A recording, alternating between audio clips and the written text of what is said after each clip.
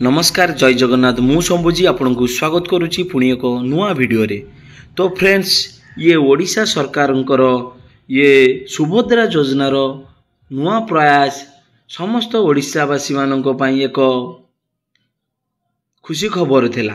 किंतु वर्तमान गत 3 दिन पूर्व जेतेबेले सुभद्रा पोर्टाल टी ओपन हो जाइथिला तो आमे समस्ते यूजर भाई मुहेली कॉमन सर्विस सेंटर जमती कि मो सेवा केंद्र भाई माने अछंती आमे चाही मध्य लोकंकर सुभद्रा योजनार आवेदन फॉर्म टी को फिलअप करी पारु नथिले चाहूथिले कि सुभद्रा योजना रे कहीं वंचित न हुंतु बोली चाही मध्य पूरा दिन रे चेष्टा करी गोटे दीटा पांचटा एमती रजिस्ट्रेशन होतिला।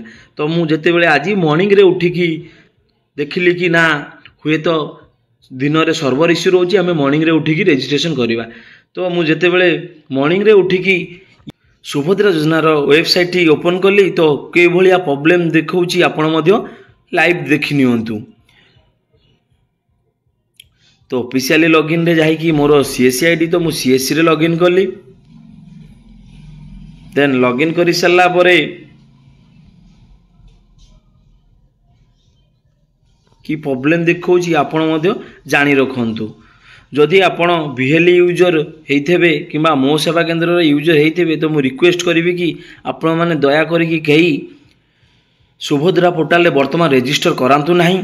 ये सुभद्रा पोर्टाल रे वर्तमान हैग हो जाइछि कारण actually more CSC ID T मु पुणी थरे कहि रखिबि 13310434200013 किंतु वर्तमान वेलकम बैक रे आपण सीएससी आईडी टे मेंशन हेछि देखि नियंतु 50010010010013 एक्चुअली ये सीएससी आईडी कहार मु मध्य जानि नाही एवं हमर डीएम बा डिस्ट्रिक्ट मैनेजर जी अछंती सीएससी रो ताको मध्य कॉल करली सीए मध्य कहि पारिले नाही। आ ये प्रॉब्लम टी मो संगे रे होउची बोली मु जानिबि केमिति। तो मु कन्फर्मेशन पई मोर जणे सांग पिला अछंती सी मध्य सीएससी यूजर तांको मध्य कॉल करली एवं तार सीएससी आईडी टी लॉगिन करिकि देखि सल्ला परे ए सेम प्रॉब्लम टी इश्यू हैला। लॉगिन करिकि आमे देखिलु कि सेम प्रॉब्लम होउची तांकर मध्य 500100100113 आईडी शो होउची। वर्तमान एक्चुअली मु जानि नथिले कि एक्चुअली एमती प्रॉब्लम होउची बोली मु मॉर्निंग रो उठी कि जेते बेले लॉगिन करली तो न्यू एप्लिकेशन रे लॉगिन करि सला परे जेमिति आधार नंबर देकी सबमिट करिकि ओटीपी देकी सबमिट कहि सला परे मु फॉर्म टी स्कैन करी अपलोड करि सारिछि एवं सबमिट एप्लिकेशन रे जेते बेले मु क्लिक कली तो देखि कि मो मुंडो बाया। एक्चुअली मु देखली हजार हजार लोकंकर पोर्टाल रे आवेदन हो सारी किंतु वास्तविकता रे मोर 5टा कि 10टा रजिस्ट्रेशन होता। तो मते सन्देह है मु जेते बेले आईडी टी वेरीफाई कली एक्चुअली मोर नुह मु समस्त भाई मानू रिक्वेस्ट करी एवं मो सेवा केंद्र भाई मानू रिक्वेस्ट करी दयाकोरी सुभद्रा पोर्टाल कहीं आवेदन करंतु नाही। ओडिशा सरकार ये सुभद्रा पोर्टाल रे वर्तमान हैग हो जाइछि।